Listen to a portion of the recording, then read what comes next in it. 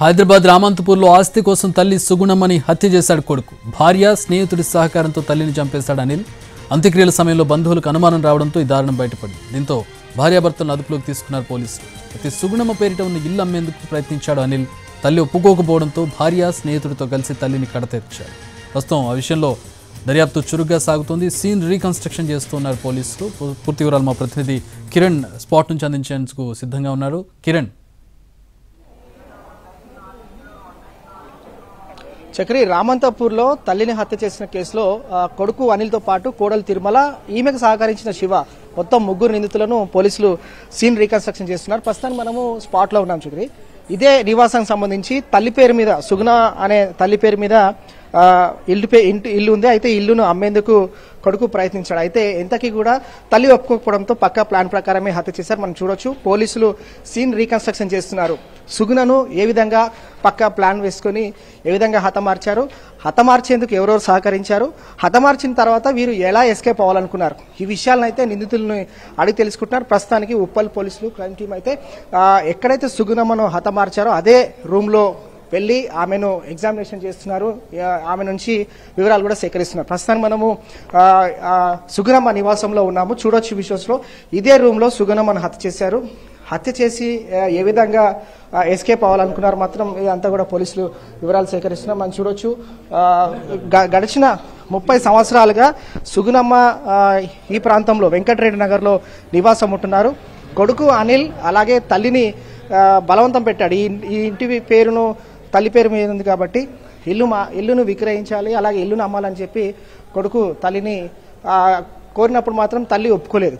అయితే పక్కా ప్లాన్ ప్రకారంగా ఈ నెల 4వ తారీఖున అంటే గురువారం రోజున అర్ధరాత్రి హతమార్చారు. శుక్రవారం రోజున అంత్యక్రియలు చేసేందుకు కొడుకు కోడలు సన్నద్ధమయ్యారు. అయితే కుటుంబ సభ్యులు కూడా ఈ విషయం తెలుసుకుని వచ్చినప్పుడు సుగుణమ్మ మెడపైన తీవ్ర గాయాలున్నాయి.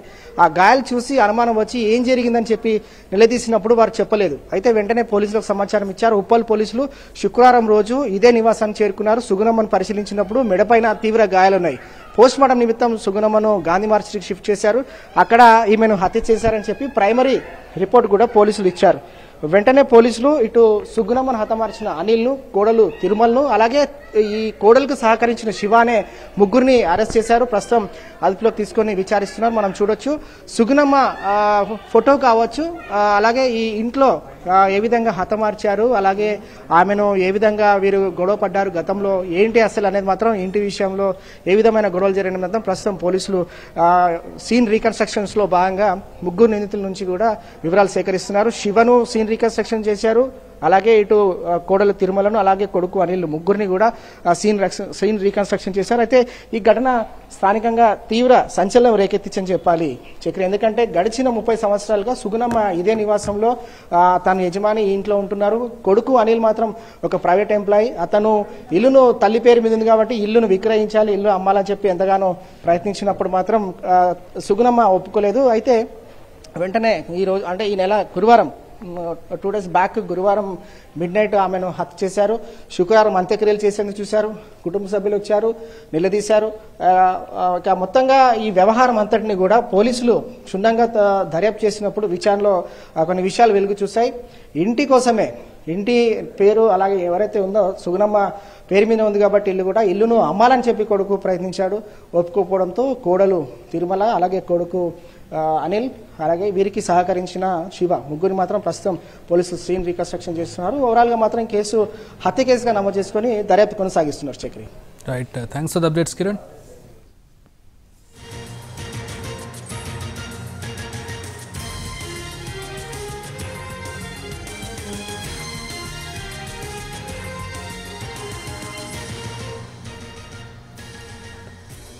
ప్రస్తుతం సీన్ రీకన్స్ట్రక్షన్ జరుగుతుంది. ఇల్లు అమ్మడానికి ఒప్పుకోలేదని తల్లిని హతమార్చాడు కొడుకు.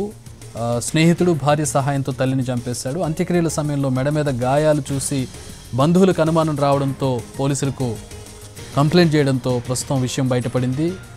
దర్యాప్తు స్టార్ట్ చేశారు పోలీసులు. ముగ్గురు నిందితులను తీసుకెళ్లి ఇంటి దగ్గర ఏ విధంగా ప్లాన్ చేశారు, ఎలా చంపారనేది సీన్ రీకన్స్ట్రక్షన్ చేస్తున్నారు.